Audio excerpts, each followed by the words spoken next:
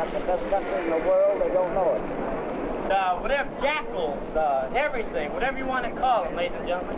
The zoo came to me. I didn't go to the zoo. It saved me 15 cents going to the zoo when the zoo comes to me. I'm going to send you a napalm dinner tonight. I hope you enjoy it and prove that you've been. Yeah, come on, all of you big strong men. Uncle Sam needs your help again. Got himself in a terrible jam. Way down yonder in Vietnam. So put down your books and pick up a gun. We're gonna have a whole lot of fun. That is 1, 2, 3. Why do we fight?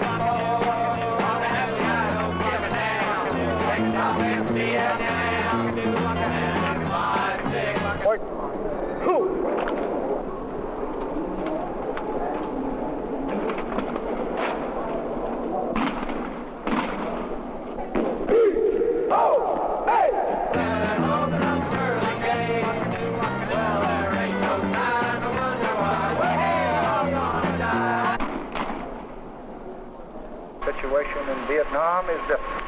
But there is an old American saying that when the going gets tough, the tough gets going.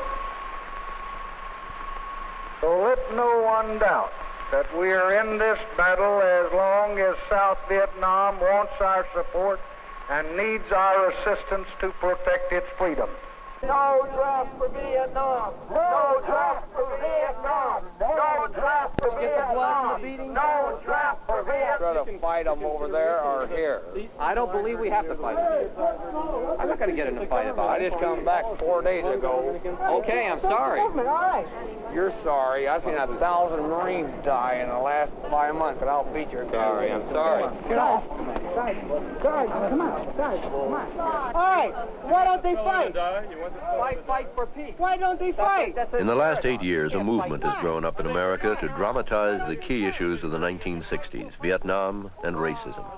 In the public mind, these young people were associated with endless demonstrations, drugs, communism, and of late with violence. These demonstrators reflected a national sense of unease that was brought to a climax by the murder of Dr. Martin Luther King. The black ghettos exploded in many cities, and more than 90,000 troops and police were deployed to restore order. The racial violence was preceded by the news of Johnson's refusal to run again for president and by the announcement of talks with North Vietnam. Hundreds of thousands applauded the peace moves and publicly mourned the late Dr. King. Members of anti-war and black power movements pointed to what they called the hypocrisy of America and promised to continue the struggle for peace and racial justice that began years before. The movement, as they call it, began as a protest by middle-class youth who believed that their moral outrage was enough to force the integration of Mississippi. A law was passed, but the activists saw little change in the quality of Negroes' lives. The civil rights movement collapsed, and the activists turned their energy to anti-war protests and black power. They claimed that they were now revolutionaries, challenging the very axioms of American society. This film is about 3 veterans of Mississippi who have become key spokesmen for the new opposition activities.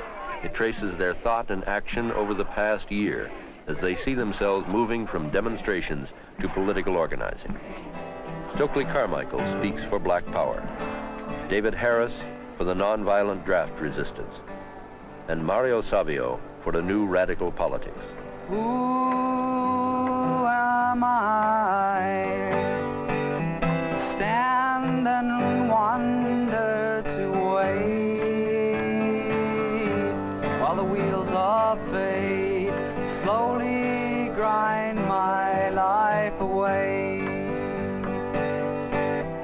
Who am I?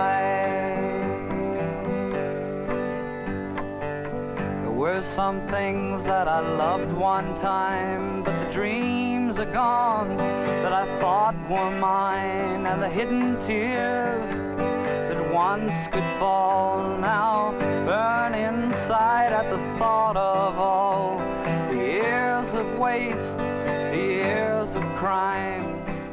In 1964, Mario Savio returned from Mississippi to the Berkeley campus, where he became the nation's most publicized dissenter. As leader of the free speech movement, Savio articulated student demands to end restrictions on political activity and for educational reform. To force University of California President Clark Kerr to accept the demands, Savio led some 800 students into the administration building for a sit-in. I ask you to consider, if this is a firm, and if the Board of Regents are the Board of Directors, and if President Kerr, in fact, is the manager, then I tell you something, the faculty are a bunch of employees, and we're the raw materials. But we're a bunch of raw materials that don't mean to have any process upon us, don't mean to be made into any product, don't mean to end up being bought by some clients of the university, be they the government, be they industry, be they organized labor, be they anyone. We're human beings.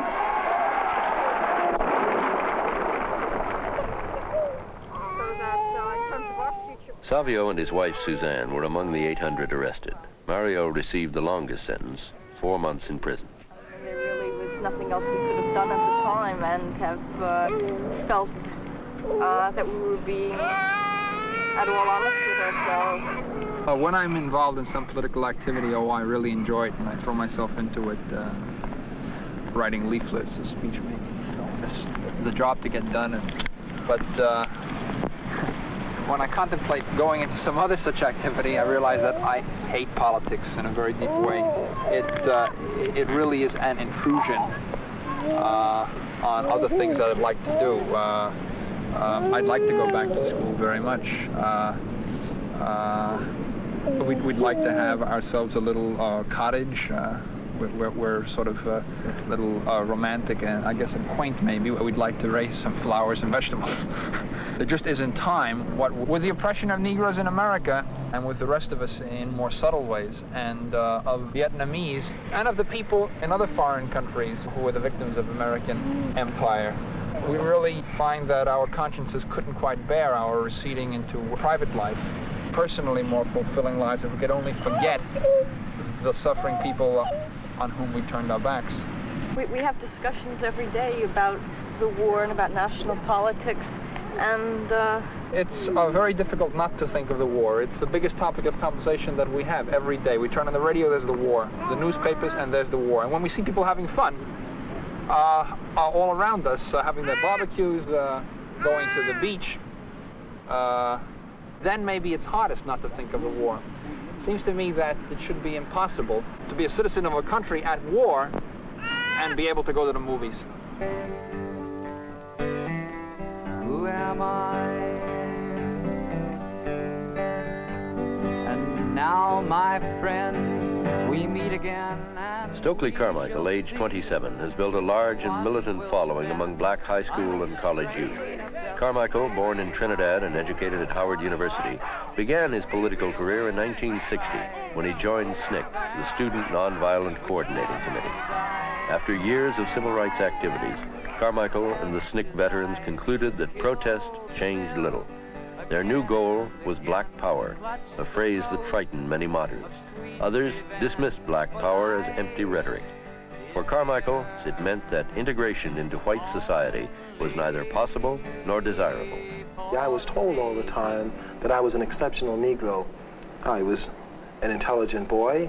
I had scholarships to go to all the Ivy League schools, and that I could get into that society if I played by their rules. But that really bothered me because I found myself becoming less free. See, I think that the freest people in this society are the people from Mississippi, because they have not been caught up in the structure of watching your P's and Q's. I was very worried about that. So I wanted to go south just to see how free they really were and what the threat was to the whole power structure. I got caught up in the freedom rides and decided that Mississippi was where I'd like to stay and work. I learned from the people in Mississippi. I learned from the people in Mississippi what I never learned from the most brilliant professors I've sat under. They taught me how not to be ashamed. They taught me how to say what you want to say whenever you want to say it. Who am I? We've been so riddled and inculcated with that American dream nonsense, which we were never a part of and could never hope to be a part of. I think that's what the problem that America is now facing with her youth, both black and white, that we're all beginning to question, why is it that she's the richest country in the world? Is it that she exploits other countries? Is it that she steals, murders, and plunders? Or is it that she's so smart that she can develop her resources to yield the amount of productivity that it does. And I think that most of the youth are beginning to see that the United States has been exploiting other countries and that we have been enjoying that good life at the expense of other countries. And that, when you match that with the American dream, which talks about honesty and equality and a fair share for everybody, and to recognize that you talk that nonsense at the expense of somebody in Vietnam or South Africa or Latin America, Asia, or Japan, just makes you sick to the stomach. You want to puke. When we look at all the acts of racist exploitation which this nation has committed, whether in the name of manifest destiny or anti-communism, we charge America with genocide. Our next speaker is David Harris, former student body president of Stanford University. The brutality in Vietnam is simply a reflection of the brutality of American life. If you want to make a statement against that way of life, then it's only when those draft cards that you all carry, that pledge you've made to America that you will do her murder when and where she chooses, are floating in the sewers of America with this war. It's only when those forces that seek to make every young man in this country a murderer are confronted with young men who will not murder that we can talk about building a world of peace on the rubble of the American dream. Join us. Who am I? David Harris was elected Stanford student body president on an anti-war platform that also included student rights and legalization of marijuana. He resigned his post after deciding that he could be more effective by organizing draft resistance. He now spends his time as a full-time organizer of the resistance, a long way from his father, a Republican attorney in Fresno, California. These eyes reminds me over and over of lies and promises and deeds. When you grow up in Fresno, California, there's one place to go if you can make it, and that's Stanford. I came to Stanford right out of Fresno with no conception of what radicalism even was. I don't even know that I'd heard the word before. I was kind of liberal, Republican, Democrat, something like that. Well, you know, you got to Stanford and kind of threw off all your past and said, well, now I'm going to build myself a life. And Mississippi happened, and I went to Mississippi, and there was American society laid open on its back there. It sure was ugly. You know, you decide what kind of life you want to lead in relation to that, and the initial feeling one gets is, wow, whatever kind of life I lead, I don't want to be part of it.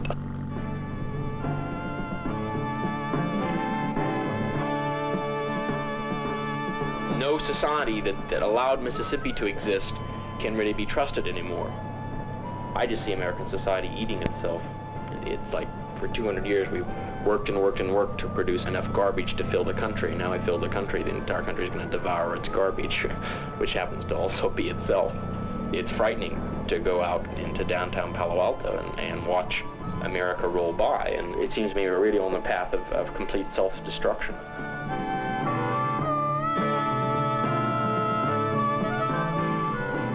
All those forces in the society that control and use people's lives for purposes other than their own come together in a very symbolic point. Military conscription, and we choose something like non-cooperation with the draft because it's with a system like military conscription that the lives of young people in this country are tied up. We simply see it as making America pay a larger price. If America continues to do this kind of thing, which I'm sure they will, what they're going to have to do is do it over the bodies of a lot of young people. They're going to have to put them in jail, and they're going to have to keep them in jail, and they're going to have to realize that they've got all these people in jail because they won't go along with that. And I think when we get out, we're in a kind of position that we can really start building a new society from. I don't relish living without women for 2 to 5 years, or relish being locked up. The act of going to prison can be done for no other reason than simply one of preserving one's own honesty.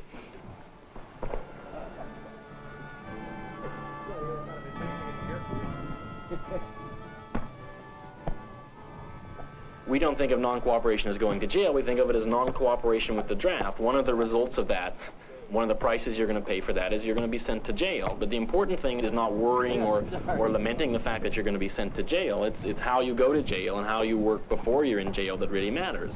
We've got one rule, which is that before you go to jail, you leave 2 people to do your work.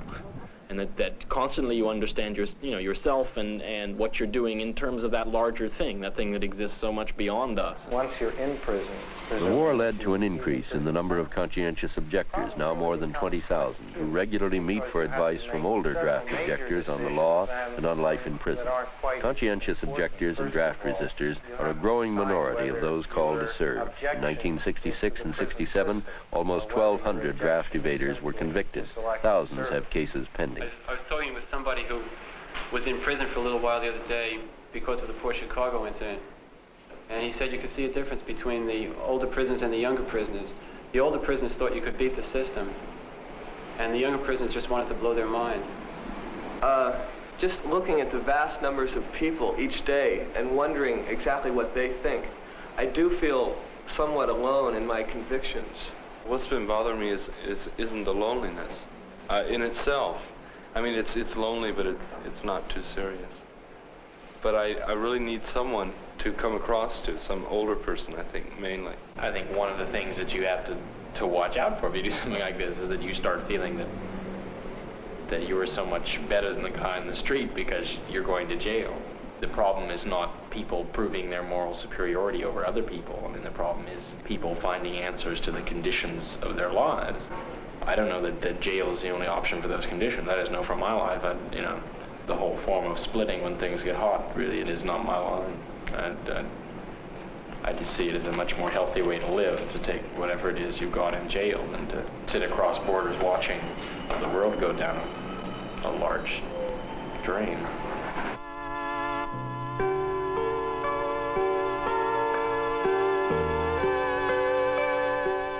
I just don't see going to Canada as any answer.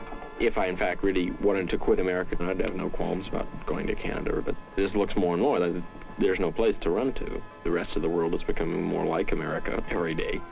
So if you're going to have to fight dragons, you might as well fight them where they live.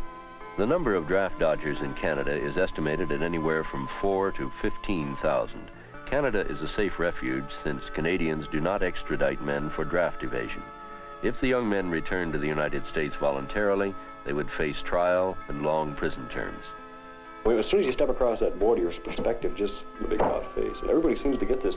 It's like tons of pressure just relieves walking right out of the United States and coming across the border.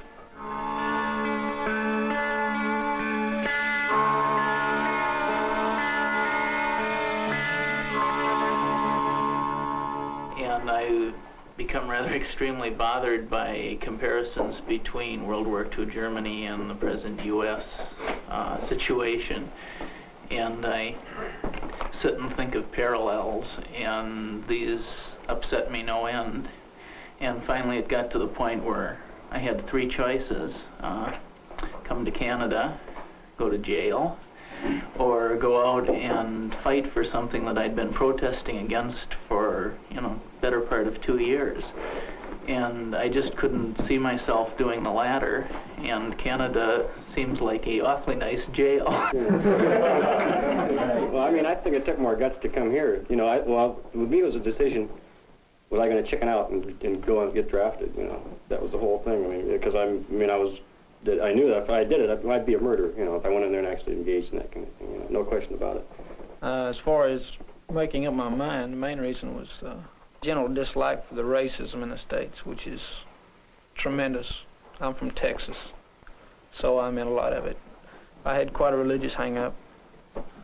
God and the country's equality with God and patriotism, and I thought I was patriotic and moral, but I wasn't godly. And when the draft came by, it was mainly just, are you going to sell out and go and kill and be a part of insanity? Or are you going to stick by what you know is right, but which is harder than hell to do, and go to jail or cut out? And I had to really work myself up emotionally. I didn't want to fight it at all, so I said, to hell with it, I'll go to jail. So by my report date, I think the day after my report date, I accidentally spotted a piece in the paper about Canadian draft dodgers. It just gave me the idea that I might could come up here and be free. My father didn't want us to fight. He says you can't beat City Hall. You're not going to beat the U.S. government. They're going to get you. He's a foreman at Ford Motor Company in Dallas. He makes good money, and it's all his individual effort. But he's had to sell out a lot, compromise a lot to get there. And his life's based on that, and he doesn't see fighting it. He thinks that you just get in and just get what you can. I think it's got to be better than that, or it's not worth living at all. I was thinking very seriously about going to prison, and then I just thought, you're going to be squashed like a damn bug, and you're not going to... Always. Not going to mean a damn thing. Once you get out, you're going to have also a prison record. It's going to be hard to get a job, and... I want my friends out, and that's what I'm going to try to do. 2 or 3 good friends, I'm going to try to get them out. In several Canadian cities, groups were formed to aid the American draft dodgers to adjust to life in exile. Sociology professor Louis Feldheimer of Simon Fraser University in Vancouver is a Canadian member of one of the committees that has assisted the young Americans. What I'm trying to point out is that the people who are coming up here to evade the draft superficially would appear to be people who are rejecting American culture. What I am trying to suggest is that these people are not rejecting American culture. These people are the final absurd product of American culture. Now, I'm not condemning them as a particular group. These are typical Americans, typical in a sociological general sense. They have absolutely no conception that freedom is a social concept, that the kinds of things they want involve their behavior every day in a very direct way with the society. These people are looking, what are they looking for? They'll tell you again and again, they're looking for direction. They're looking for self. They want to get out of a thing called the rat race. They've got all the words right. They've got all the words right, but they don't know what, they haven't a clue about what it means. These people were not politically motivated. These people had no conception of political action. They're members of American society. And all they do is get up and say, well, I believe in the American ideals of individualism, of brotherly love, of moral tolerance, and I see a lot of things around me that contradict that, so I quit. I think people coming to Canada creates an environment of doubt on the part of the older generation in America. I don't see how it could be any other way. This is the final protest you have. Just leaving. The numbers increasing all the time. There isn't much you can do by carrying a placard. People kind of ignore you now. The political scene in the United States is ridiculous, and it's a waste of time. The radical politics is just playing silly games. They're not going to change anything because it's going to take a social revolution to do that, and the United States just isn't going to go that far yet. In April of 1967 and again in 1968, hundreds of thousands of Americans demonstrated in New York, San Francisco, and elsewhere in a spring mobilization for peace. These were the largest American demonstrations of anti-war feeling. The organizers hoped the government would notice the numbers who publicly showed their anti-war stand, listen to their pleas, and change its policy. 1, 2, 3, what are we fighting for? Don't ask God, don't give a damn. Next stop is Vietnam. And if 5, 6, 7, open up the pearly gates. Well, there ain't no time to wonder why we're all gonna die.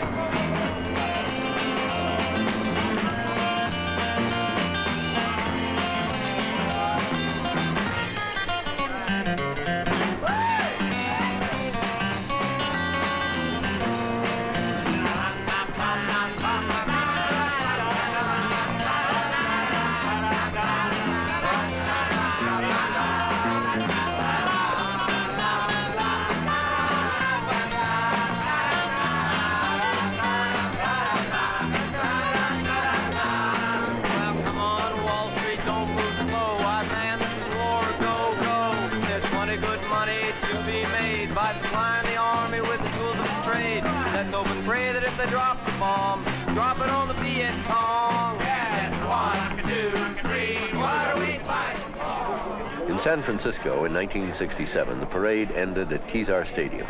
The long list of speakers included Georgia State Representative Julian Bond, actor Robert Vaughn, and California publisher and unsuccessful candidate for Congress, Edward Keating. America's militarism is the world's spreading cancer cell, and we have to work to eradicate it.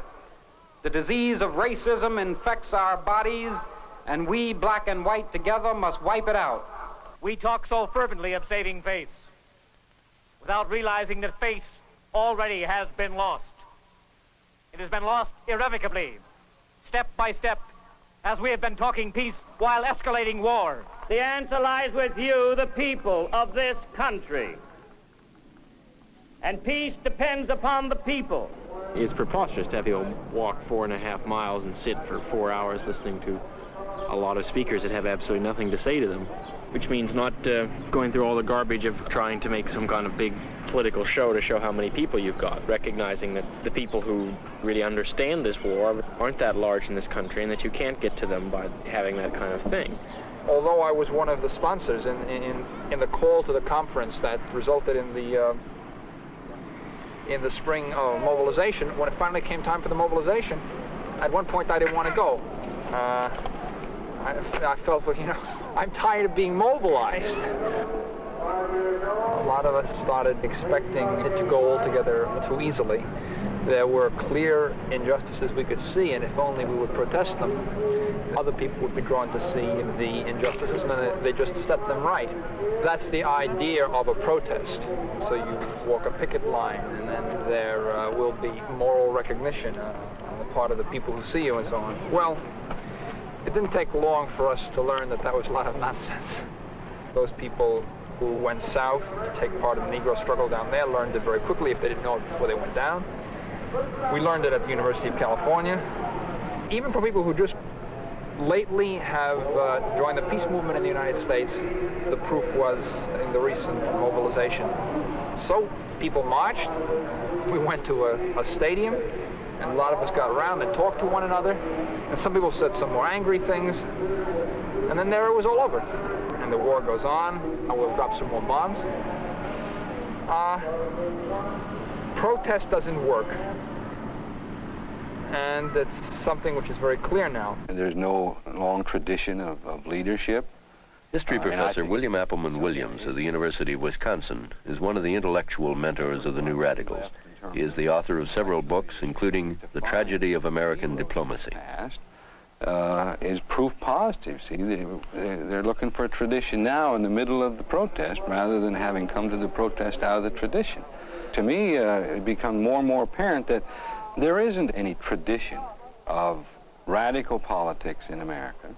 There isn't any tradition of how you stand outside the accepted framework of the consensus and still stay in the society as an equal member and exert pressure.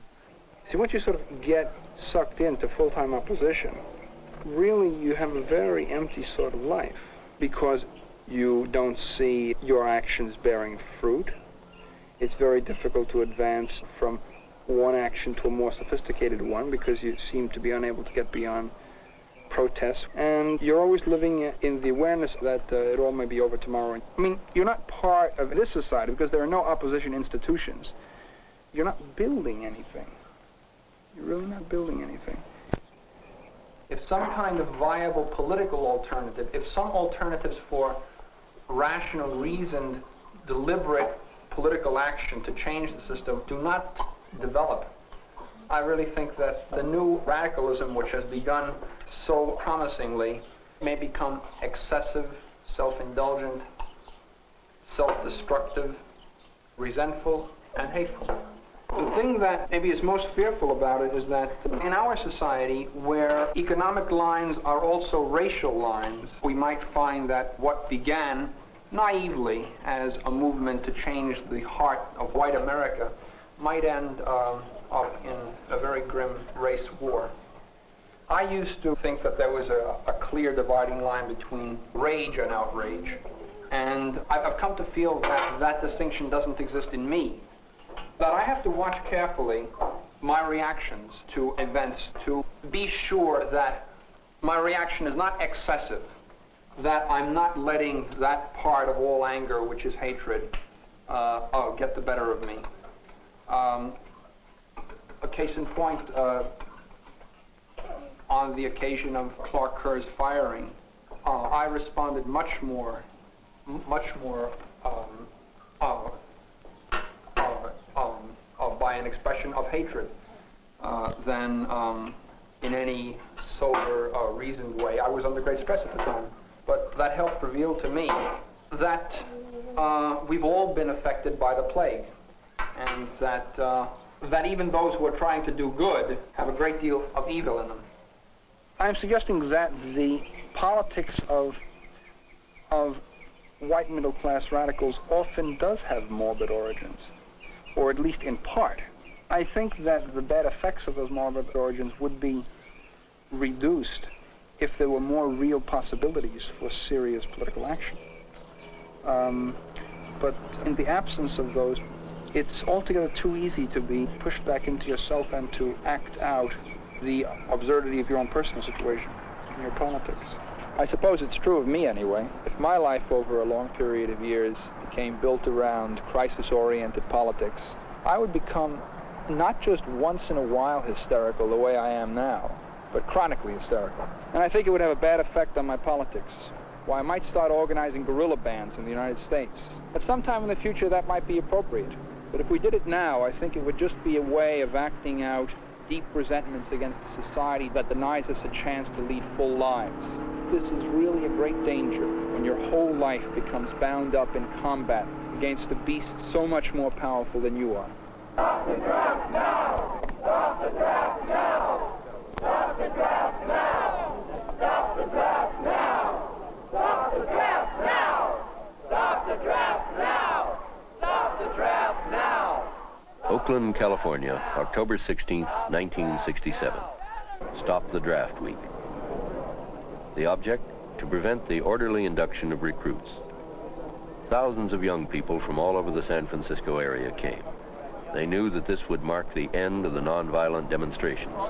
They came to confront the police, to tie up intersections, to show that they were powerful. After a week of demonstrations in October, including a violent clash at the Pentagon, many in the movement began to think about where they were going. They really hurt them. They beat up this poor man who was standing there on the sidewalk. He was just standing there. He didn't think it was his thing, so he didn't move, and they just beat him up. They really. I believe that it's now time for new tactics in the anti-war movement to mobilize all the support we can against the war.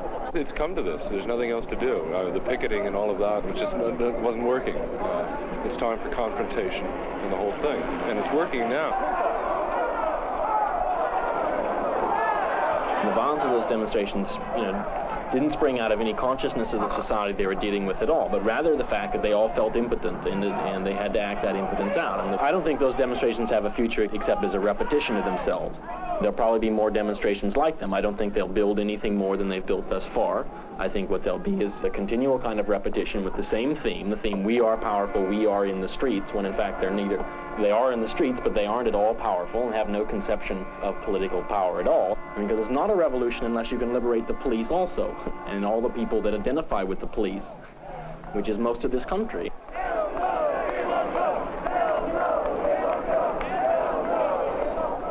I think that there's room for disruptive demonstrations, but where that becomes one of the key points, or maybe the center of one's political program, then at best one succeeds in frightening the population and giving an excuse for further repression. And since for the majority of Americans it's very hard to see what's wrong with the country, it's very easy for the majority of Americans to be convinced that we're the enemy. Personally, I think it's terrible. Well, my husband's over in Vietnam right now, and he's fighting for his country. I don't see why they can't fight for theirs. Well, if they want to do this, I think they should just ship them on a bus and take them over there. They're not getting nothing done this way. They're absolutely not. I think if they'd all go home and take a nice clean bath and clean themselves up, they'd have a different outlook on this whole thing. They're not men, as far as I'm concerned. Well, I don't like the war, but I think there's nothing really that we can do about it except go over there and fight. Because we have to win against the communists. Are you standing here to block the car? Yes. Can you tell me why? Move, I've got to go to work. Hey, there's a war. I don't care. I've got to go to work. That's all. I've got to go to work.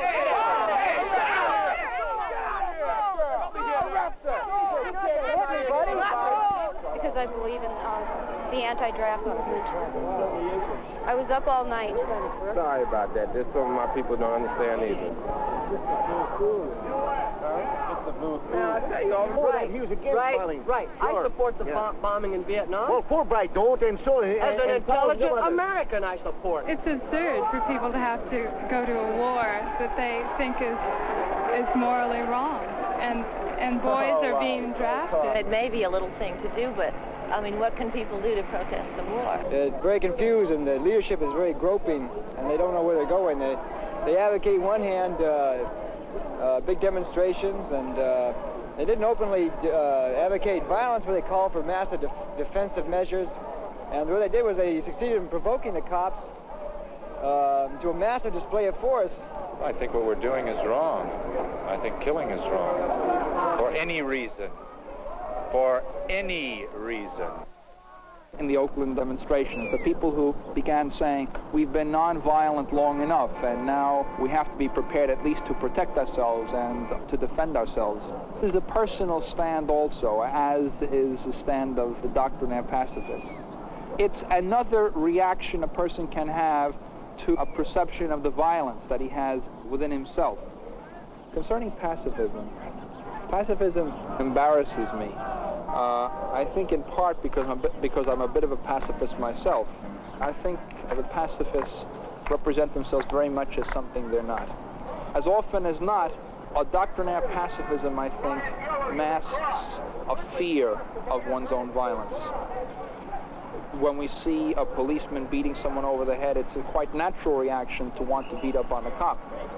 There's something wrong with pacifism politically as well. It gives the illusion of being a political program when it isn't.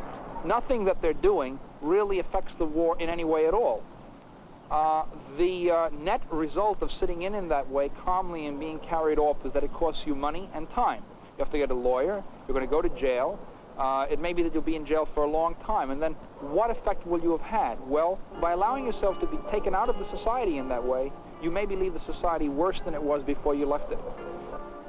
Both points of view are a little bit hung up on violence. That's not the issue. The issue is political power. They're not exactly the same thing.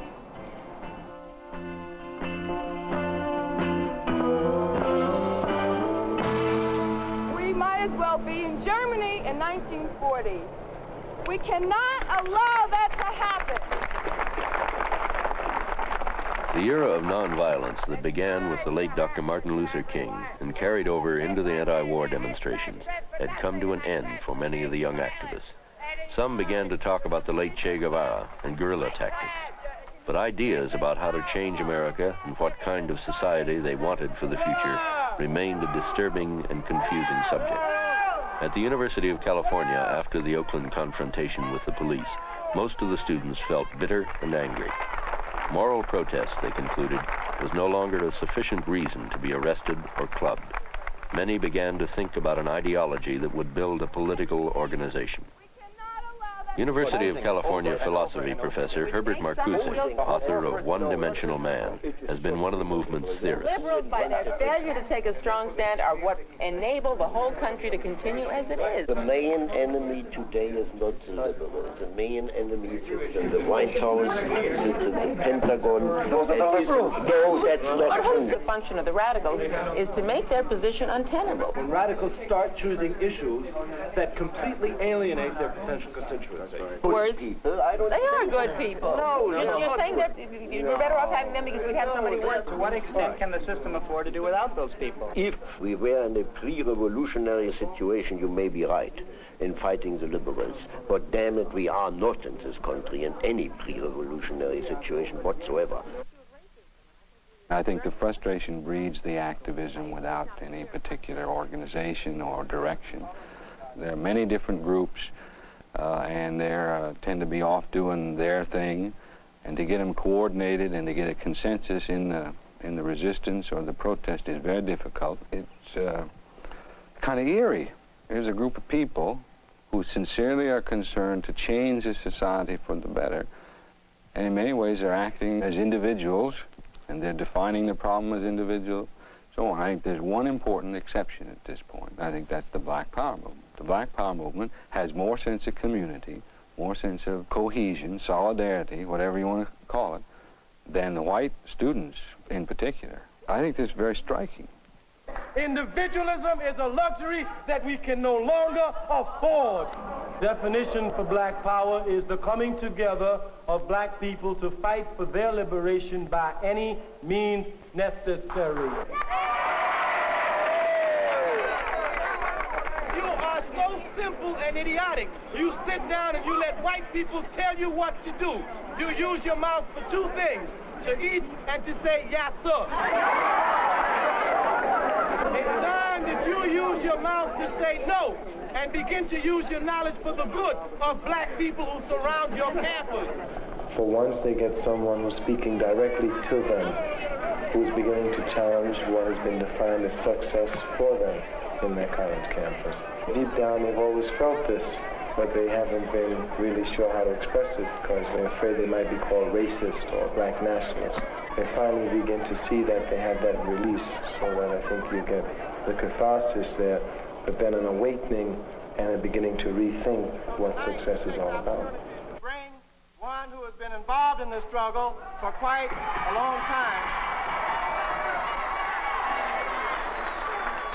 Stokely Carmichael. Black power emerged from the collapse of the integration movement. The whites who had supported SNCC were repelled by the new separatism that Carmichael advocated, but he claimed he was no longer talking to whites. Many young blacks, north and south, paid close attention to the new philosophy of race.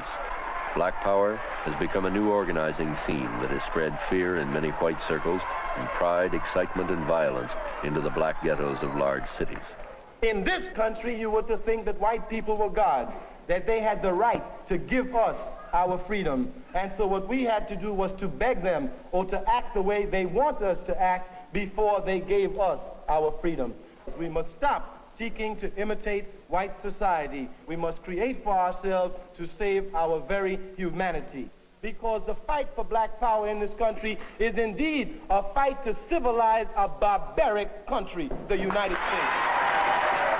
We have to be able to gather the strength. You must be able to get the guts as the intellectuals of the black society to say, we are black. Our noses are broad. Our lips are thick. Our hair is nappy. And we are beautiful. And we are beautiful. And we are beautiful. And we are beautiful.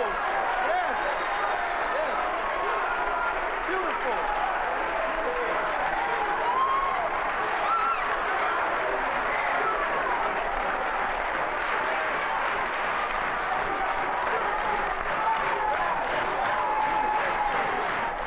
I think that black students have never heard anyone tell them that they're black and beautiful. White people like Negroes, but they have a role for them. They like them like maybe they like their pet dogs.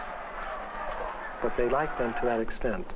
Now they have that role. Now when they break out of that role, there's a threat. I guess the sociologists would call that a threat to status or what have you. But there is that threat, and then they have to react to that. But that isn't just in the South. I mean, it's in the whole country. It's in the whole country. You ought to tell them, Claire, if you don't want any trouble, keep your filthy white hands off our beautiful black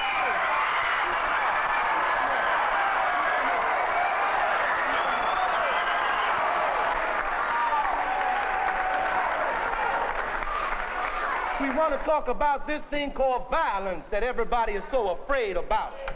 Here you are talking about you afraid of violence, and the honky drafting you out of school to go fight in Vietnam.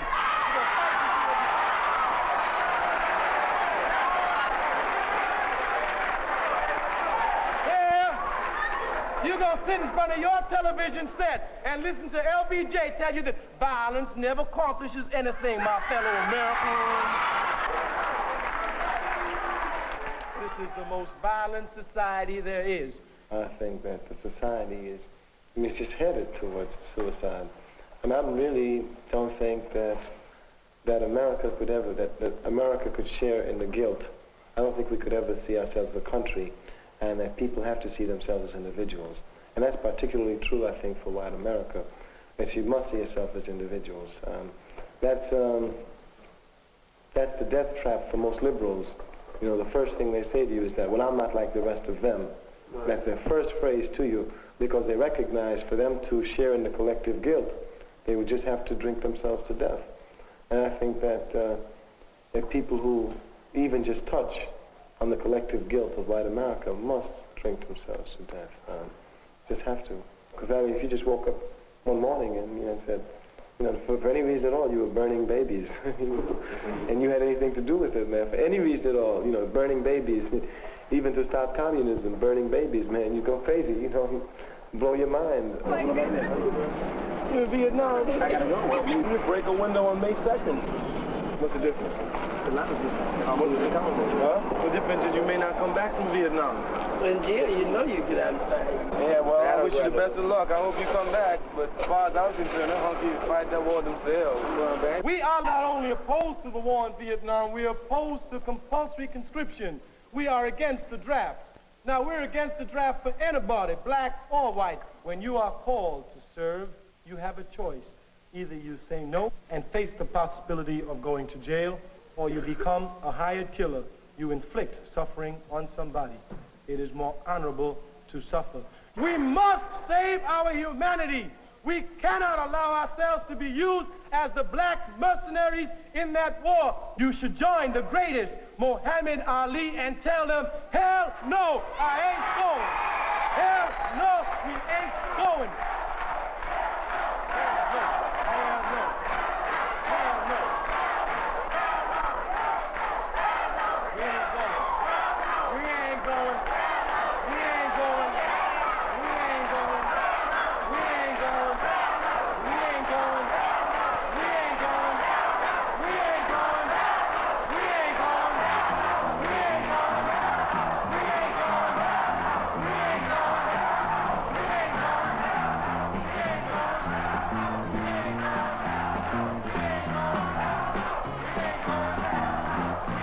Stokely Carmichael and other black power leaders provided the slogan for resistance against the draft.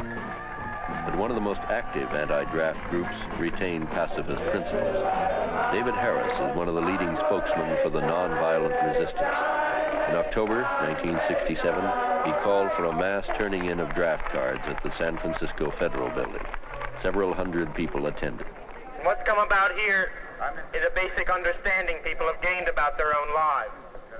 And that is that the assumptions that selective service makes about us and the assumptions that the American state makes about the young people of this country, and that those young people will be the bricks upon which they'll continue to build an empire, is an assumption that comes into a fundamental contradiction with the way we understand our own lives. And that the choice we've all made is a choice for life in America rather than death. And that the struggle that we've all jumped into today continues until there is no instrument of military conscription in this country, and there is no such thing as an American empire. You know, you plant seeds is what you do. And I look upon the whole last year of my life as going to various places in the country, tossing seeds out of my bag. You know, they'll grow. Some will grow. There's no such thing as success and failure in a certain kind of sense. People have to understand their success is in doing it. I mean, that you say, what is it that got us in, you know, into the kind of mess that America's in now? You can't use the same modes of thinking that got America to this position to get it out of this position. That it really calls for a transfer to a whole new concept of a way of living. I see the political goals of the resistance as being those of beginning a whole new kind of politics, which means that it's going to develop a whole new route for power. I mean, that the power that exists in this society today is based off certain kinds of assumptions about people. Those assumptions about how people can live together are exactly the things that we're trying to destroy. The conception of man as essentially an animal, essentially as base, calling upon those as the worst of his instincts and calling upon a society with power to control the worst of those instincts. And rather, what we want to build is a society based on the best of those instincts. I mean, a society built on man's capacity to love other men. If you talk about why someone like myself is nonviolent, or would be described as nonviolent, is that I see that as the only hope of building a new kind of power in the society. I mean, we're engaged in two kinds of tasks, and the first task is really the destruction of the American state as it now exists, and the destruction of the mechanisms that maintain that state. And at the same time, through that way of life that we establish in our attack upon American militarism and all the forms of American society, we build that new society. We establish communes, communal living situations, and in that situation attempt to develop new forms for the society, and it's just a first step. People are just as interested in the fact that I live in a commune as they are the draft. Perhaps you can just give people that assurance that there is hope for life outside the context of American society. It's a question of forming community, which really has to begin in the individual sense of oneself. You can't begin talking about community in the situation of a large number of emasculated people. The first thing people have to be given is a sense of their own strength in the particular. And from that has to, I think, build a sense of movement, a sense of revolution, of people merging together in some kind of common understanding to build for some kind of common cause of humanity. And I think at the most basic level, what we've done is broken a certain kind of paralysis of fear and uncertainty out of a political situation where everyone was feeling very, very impotent and very unsure about where to go and very cautious in the face of large risks.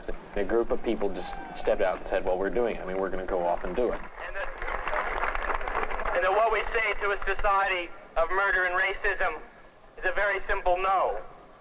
No with the complete context of our lives. And what we say to our brothers around this country and around the world is a very simple word. That word is resist. One thing we've learned is that there were a lot more people interested in non-cooperation than we originally ever thought. I mean, in a very bumbling, completely unput together way, we made it that much more difficult for that great institution of war to continue going. Or I don't know if it's lucky, but we coincidentally are in a point of history where American society is breaking up, with or without the Vietnam War.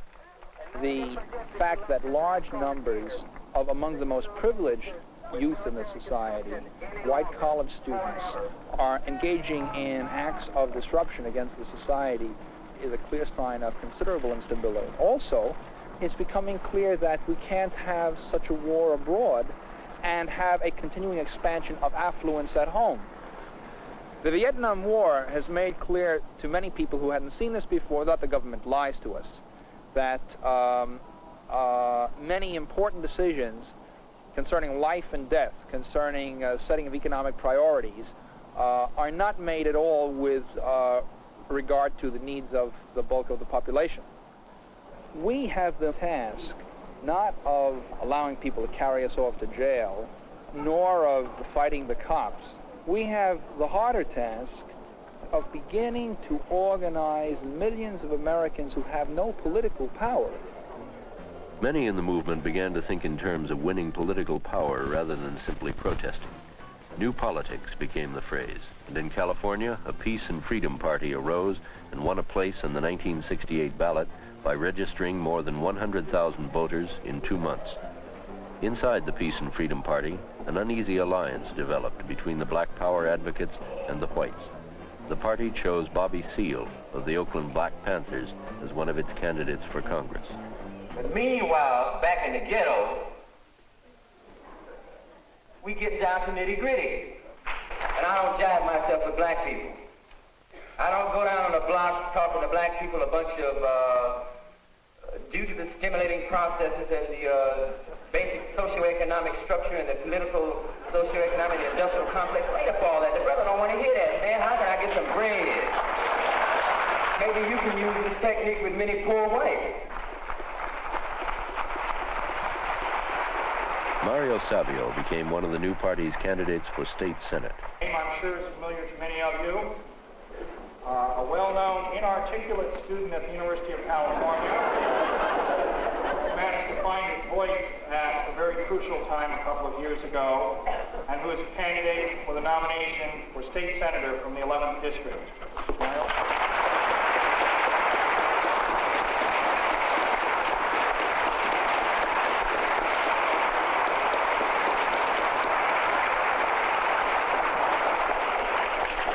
The day of reckoning has come. Dean Rusk tries to frighten Americans with the prospect of 1 billion Chinese armed with nuclear weapons. He should try, and he should be frightened. For on the ground in Vietnam, we are losing against the brave people with a history of throwing out foreign thieves and murderers.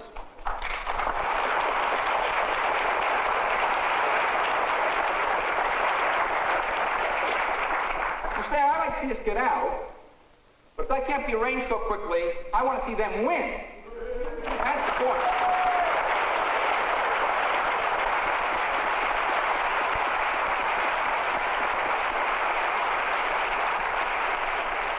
We must proceed in two ways. First, we must work to break up the present majority of white people and white interests. Second, we must teach the people that something better is workable and sound. We've got to find ways of convincing people that they would like to make the decisions that affect their lives. There's the very real likelihood that when the war is over, so will the white movement. We right now have an alliance developing in the country between a movement for Negro liberation and the anti-war movement. But until we have a movement for white liberation in this country, we will have at best only a very transitory and unstable basis for taking power in the United States. Most of the people of the earth already accept that in any conflict between the rights of property and the demands of human dignity, property must give way. Today, the United States is the single greatest obstacle to fulfillment of the deepest desires of the world's wretched and oppressed people. We stand at a great watershed in the history of the human race. Our people are productive and intelligent. Our land is rich. America has the unique opportunity to help usher in a golden age of peace and freedom. On the other hand, America can insist on the rights of her empire. In this election year, we can help the American people to begin making this choice. We can begin in this election year the great turning in America and in the whole world, away from empire and disaster and toward peace.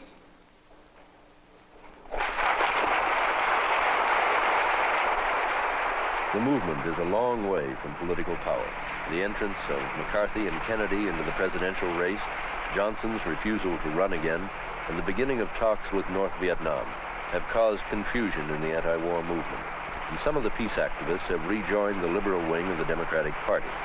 Movement leaders believe that none of the major party candidates can solve the problems of U.S. involvement abroad and racism at home. But the movement thus far remains as a dissenting minority. It has not yet developed positive ideas and political actions that serve as alternatives to the major parties. It is groping toward program and organization. But its future will depend not only on the movement's qualities of ideas and actions, its future will also rest upon the ability of the American system to deal successfully with the war, racism, and the other issues which gave birth to and continue to feed this opposition movement.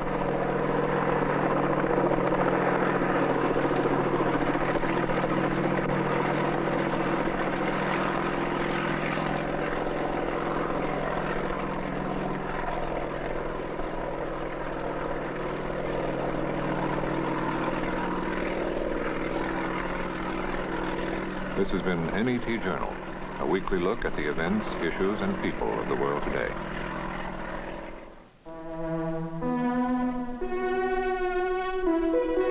This is NET, the National Educational Television Network.